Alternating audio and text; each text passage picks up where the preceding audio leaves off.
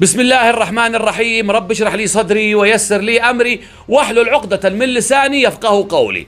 أصدقاء المتابعين في كل مكان، السلام عليكم ورحمة الله وبركاته، وتحية طيبة. أما بعد، بداية اعذروني أن أنا طالع لكم في الحلقة هذه لابس كاسكتة، وأنا في الحقيقة مش لابسها عشان أنا شاب كول وفانكي ولا بتنطط عليكم بالتنسيق بين الكاسكتة والفنيلة، لا، ولكن أنا صلعت من كثر الجل ومن كثر الجرايم. الايام هذه احنا بنصور حلقتين ثلاثة في اليوم، وكل مرة نصور لازم اقوم اعمل شعري جل، فانا صلعت من الجل وصلعت من الجرايم اللي بتحصل.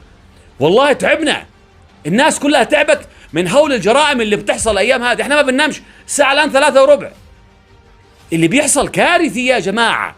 يعني احنا الشعب اليمني اكننا اصبحنا في بنعلي على نفسنا، كأننا في سباق ماراثون، كل شوية نحط برقم قياسي. يعني كل ما تحصل جريمة بشعة ونعتقد ان احنا شفنا أسوأ جريمة ممكن تحصل، اليوم الثاني بتحصل جريمة تخليك تكتشف انه الجريمة امس كانت لطيفة جدا بمعايير جريمة اليوم. جريمة بشعة جديدة تهز الشارع اليمني خلال الساعات الماضية، انتشرت كالنار في الهشيم عبر رسائل الواتساب. الناس تقريبا كل الناس شافت الصور، بس انا في واحد ما شاء الله عليه رسل لي فيديو، يعني غث نفسي كده على نص الليل، رسل لي فيديو.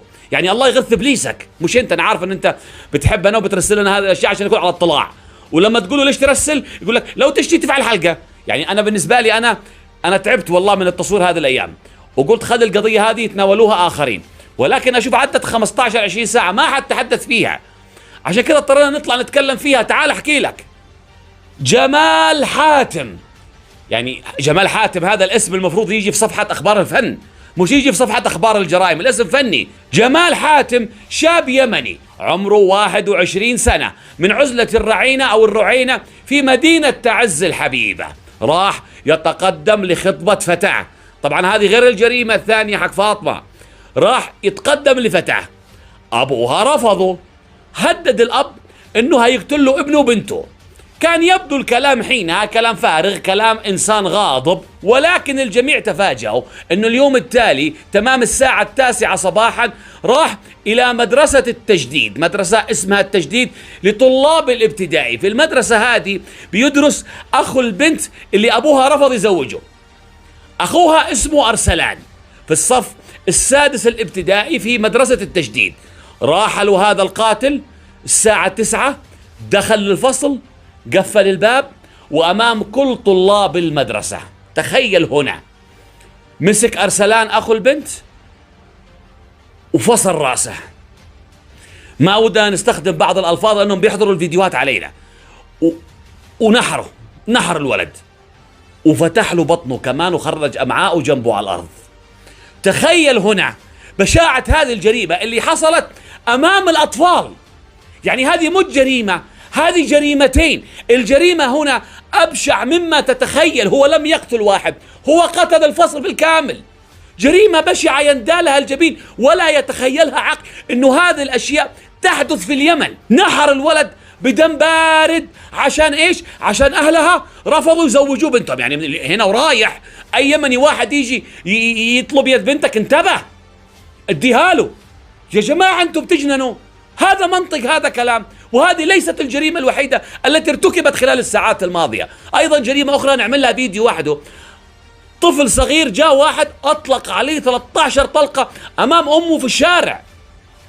أصبحنا نقتل الأطفال، أصبحنا نرتكب جرائم عنيفة وبشعة وعمليات نحر تجاه أطفال وأسباب تافهة. طبعا تم إلقاء القبض على القاتل جمال اللي نحر الطفل بعد 3 ساعات من اعتقاله، وقالوا أنه عنده اضطرابات نفسية أو عقلية وهو منتقم. ما في كلام كثير نقوله في هذه القضية، لا تختلف كثيرا عن قضية فاطمة، ونفس الدافع التافه. تم إلقاء القبض على هذا الرجل، وإن شاء الله يلقى جزاؤه وجزاء الرادع. ونتمنى يا جماعة أن يكون المحاكمات في هذه القضايا سريعة عشان تكون عبرة. احنا محتاجين نردع الناس كي لا تتكرر. يعني الله يعين ضباط البحث الجنائي الأيومتين، هذه موسم حريقة عندكم، كان الله في عونكم عن جد. إنا لله وإنا إليه راجعون. الجريمة هذه بشعة، وأنا عارف أنها خلال الساعات التالية هتنتشر وتتحول إلى قضية رأي عام، وإحنا محتاجين نحول هذا النوع من القضايا، لأنه هذه قضايا غريبة.